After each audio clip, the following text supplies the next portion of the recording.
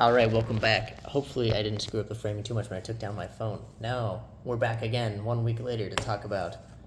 We got Godzilla vs. X-Men. That's right. Who wrote it? Wait.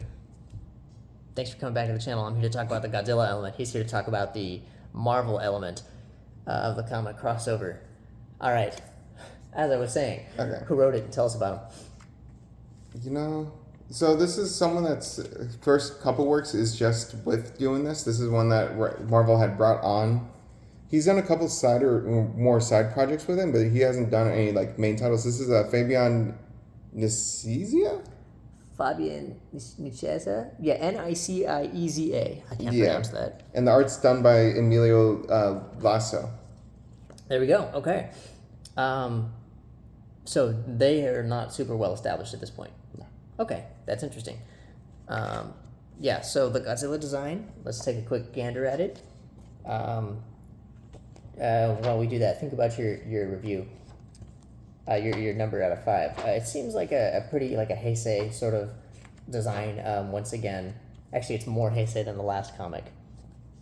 There's the cover again. Yeah, I'm gonna go with, that's a Heisei. This is a very classic frame, right? It comes from a lot of stuff.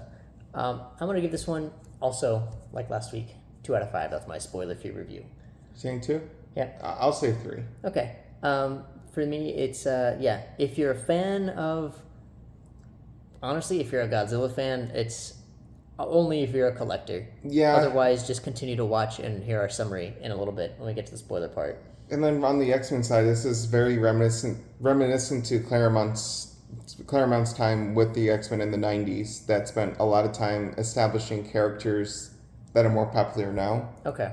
Than it was back then. But the X-Men at this point were the main team in the Marvel comics. Right, and they were sort of Marvel's titans of sales. Yes. Okay.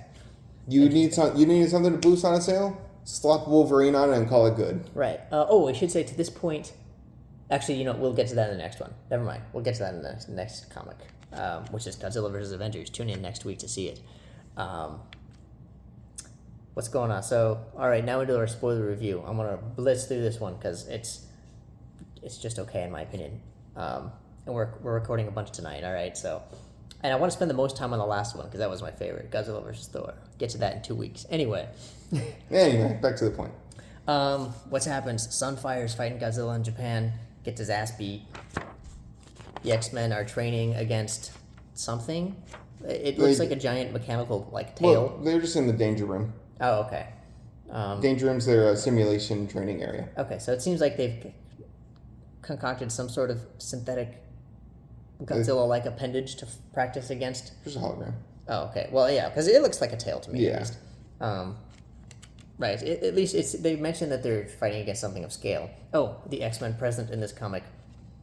I don't know if this is their usual lineup. I mean, some of them are definitely big hitters. You got Storm, you got Wolverine, you got Cyborg, you got Beast, and you got Jean Grey. Yes, Jean Grey. Also, Picard appears in the beginning. Xavier, that's his name. Yeah, Charles Xavier. Yeah. But he doesn't come to the fight. And Gambit's in on the scene as well. And Gambit. I forgot about Gambit. Yeah, so we start with X-Men training. Gambit's breaking into some place and stealing something, and he's like... Well, he's stealing the super adaptoid. Yes. Which I didn't know what that was. I was like, what is this green dude that he's stealing? This is just a guy to me. No, it's a android that has the ability to adapt the powers of any hero around him. Right. Okay. So yeah, it starts with Gambit. He's breaking in. He's like, the problem is always getting to ding out. Offensive Cajun accent for you. He's got some pin particles. Boom. They take it. Godzilla shows up again.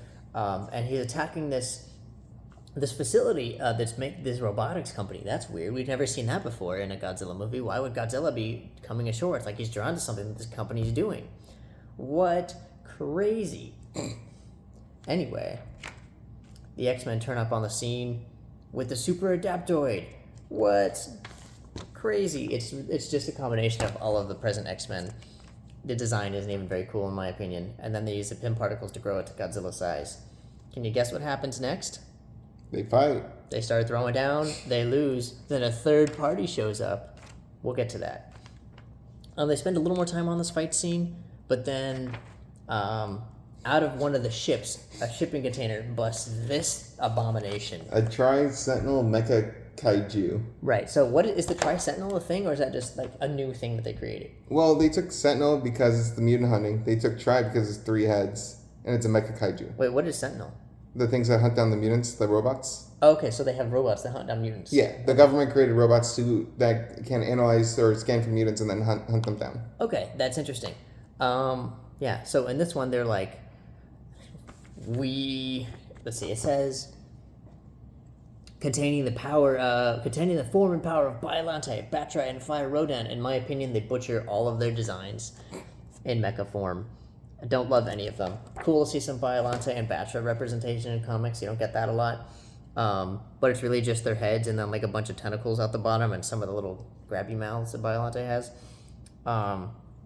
But yeah, this robotics company built a robot. What? A company that built a robot kaiju that drew Godzilla and came to destroy it? We've never seen that before, especially not in 2001's Godzilla X Mechagodzilla, Godzilla against Mechagodzilla, or its sequel, Godzilla Tokyo SOS, or the legendary Pictures film Godzilla vs. Kong.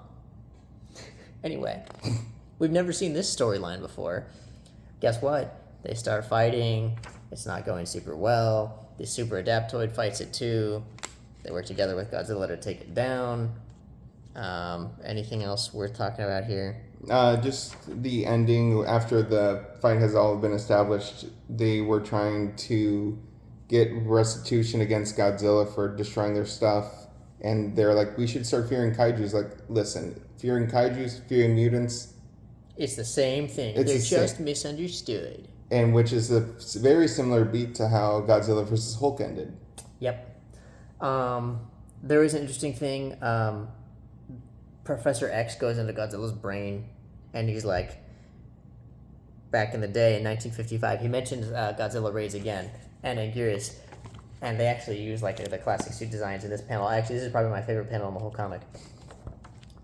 Very cool. But it talks about how like Godzilla is just angry or something, but then they make Godzilla understand or something like that. I don't know. It's dumb. And that's kind of the size of it. Yep.